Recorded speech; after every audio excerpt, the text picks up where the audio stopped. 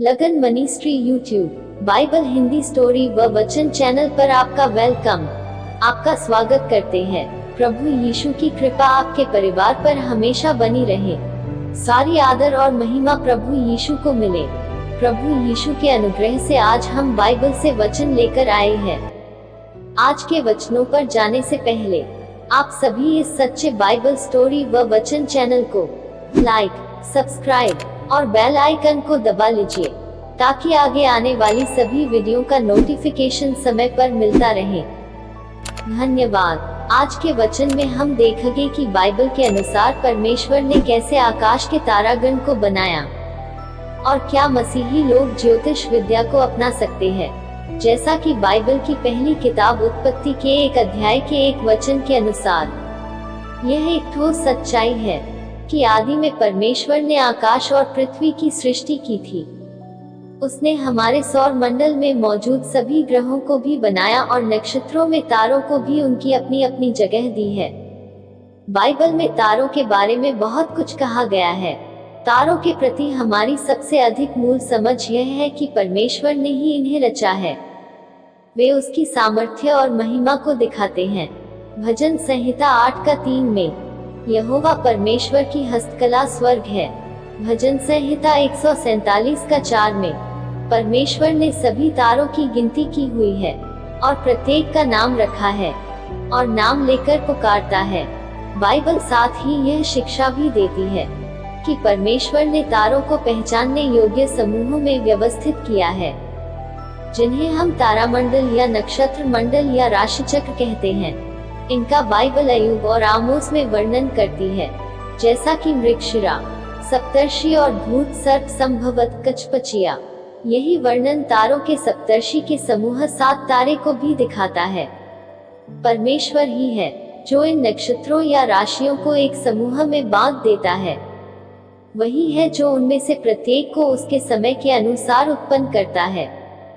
परमेश्वर ने मज़ारोत को, जिसे सामान्य रूप से तारा मंडल या राशिचक्र के रूप में अनुवाद किया जाता है, कई लोगों के द्वारा राशिचक्र के 12 राशियों या तारा मंडलों का संदर्भित होना सोचा गया है। राशियों या तारा मंडलों के पद का पता लगाया गया है और शताब्दियों से इनका अध्ययन किया जा रहा है। मिस्र और यूनानियों को राशिचक्र के बारे में पता था और इसे मसीह के आगमन से पहले की शताब्दियों वाले मौसमों के आरंभ की गणना करने के लिए उपयोग किया गया था।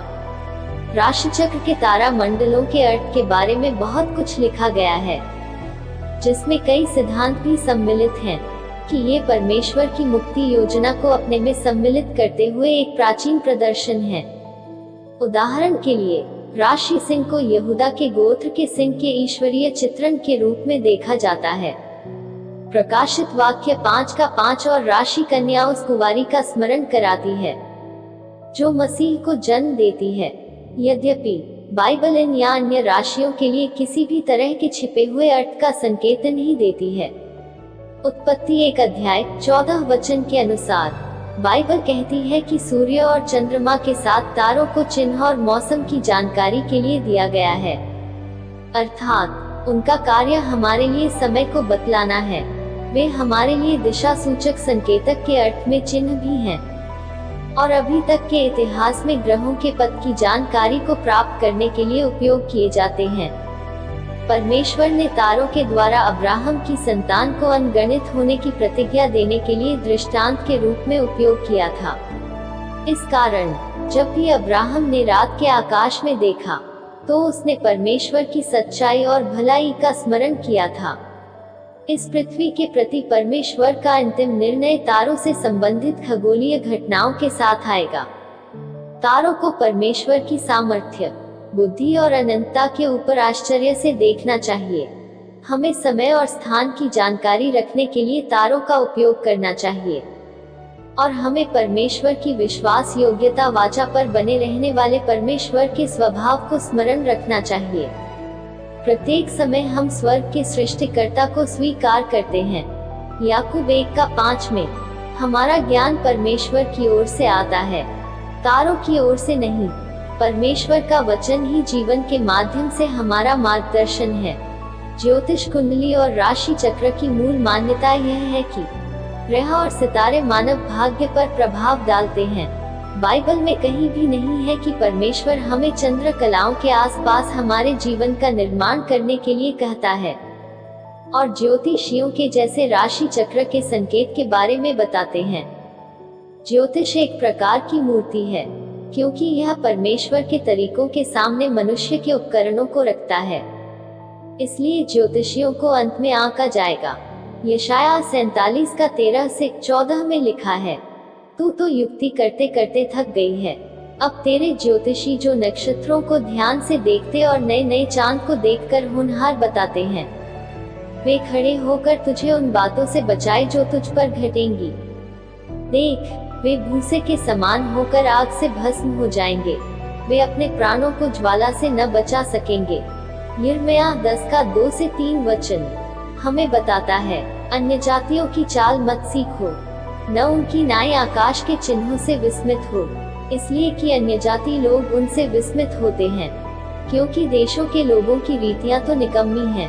मूरत तो वन में से किसी का काटा हुआ काठ है, जिसे कारीगर ने बसूले से बनाया है।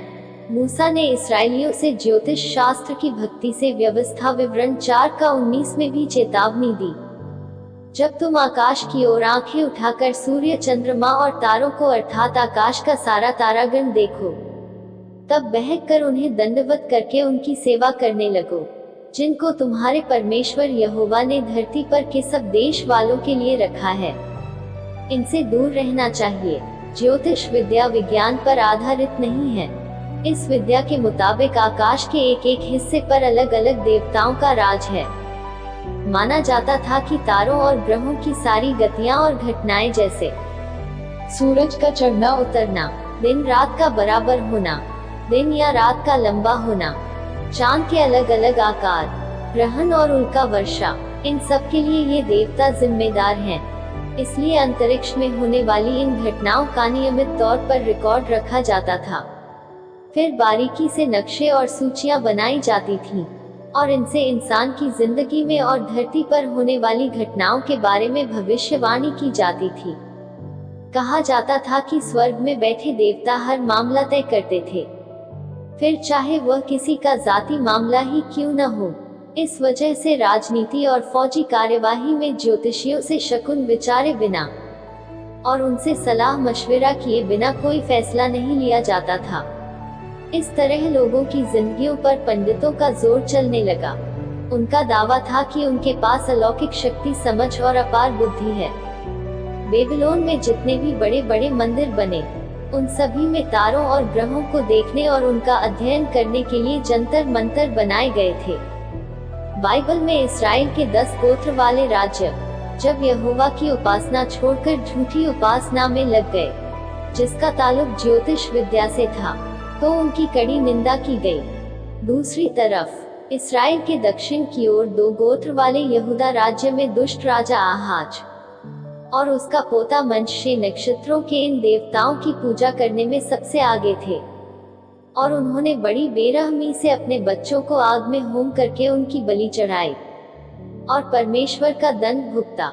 लेकिन भले राजा योशिय्याह ने अपनी हुकूमत के दौरान उन सभी पुजारियों को दूर कर दिया जो बाल और सूर्य, चंद्रमा, राशिचक्र और आकाश के कुल गणों की उपासना करते थे। परमेश्वर ज्योतिष विद्या को धिक्कारता है, लेकिन यहोवा ने इन शानदार चीजों को इस मकसद से नहीं बनाया था कि इंसान इन्हें देवता मानकर पूजे। इसलिए उसने अपने लोगों को सख्त मना करते हुए कहा था कि वे अपने लिए आकाश में से किसी की प्रतिमा बनाकर उसकी उपासना न करें। जी हाँ, हर किस्म की ज्योतिष विद्या गलत है। मसीही लोगों को इनसे दूर रहना चाहिए। प्रकाशित वाक्य 22 का 28 वचन में केवल परमेश्वर ही शुरुआत और अंत जानता है। याकूब 1 का 5 में हमारी बुद्धि ईश्वर से आती है, ज्योतिष के अध्ययन से नहीं। परमेश्वर का पवित्र वचन बाइबल ही जीवन का एकमात्र सच्चा और सुरक्षित मार्गदर्शक है। आमीन, हालेलुया। आगे की नई नई कहानियों और वचनों को सुनने व देखने के लिए आप जुड़े रहे लगन ministry YouTube, Bible Hindi story और वचन चैनल पर, जहां पर आप बाइबल की सच्ची कहानियों व वचनों को देख और सुनकर अपने विश्वास को परमेश्वर में बनाए रखें। धन्यवाद। प्रभु यीशु की कृपा आप सब पर बनी रहे। पिता का प्रेम, यीशु का अनुग्रह, पवित्र आत्मा की सहभागिता आप पर और आपके परिवार पर हमेशा बनी रहे। आमीन। सबको जय मसीह की।